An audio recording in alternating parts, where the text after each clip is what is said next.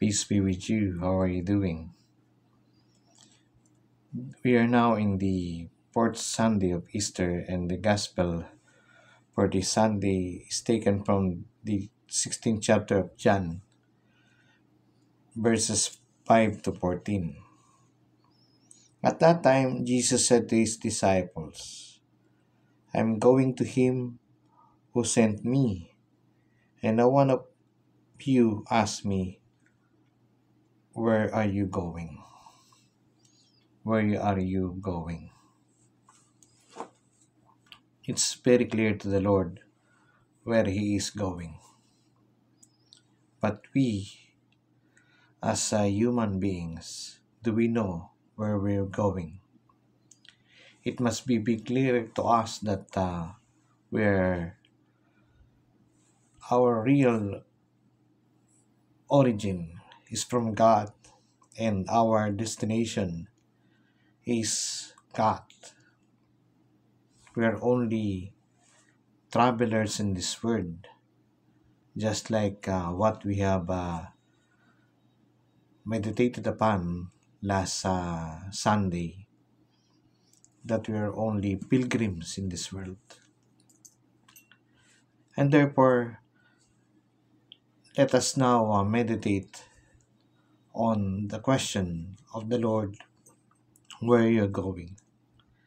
In our Filipino language, saan ka pupunta?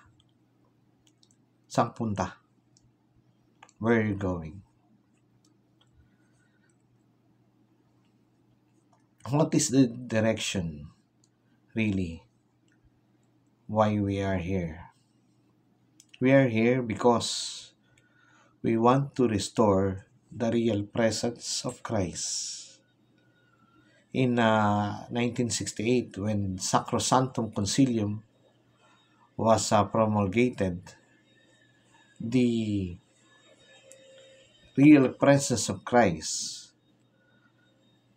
became totally absent because of the change of the holy sacrifice of the Mass from the Mass of Pius V to the Mass of Paul VI.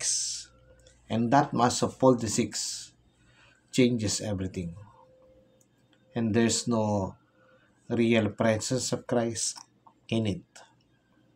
And so, to restore the real presence of Christ, we have to restore the traditional Latin Mass that the Catholic Church has before. And in order to restore the traditional Latin Mass, we need to have priest who will be offering that holy sacrifice of the Mass. And if we need priest to offer the sacrifice of the Mass, we need bishops who will be ordaining priests for that purpose. And of course, papacy exists in order to give us a mandate, to give the bishops the mandate to ordain bishops and to continue the apostolic succession.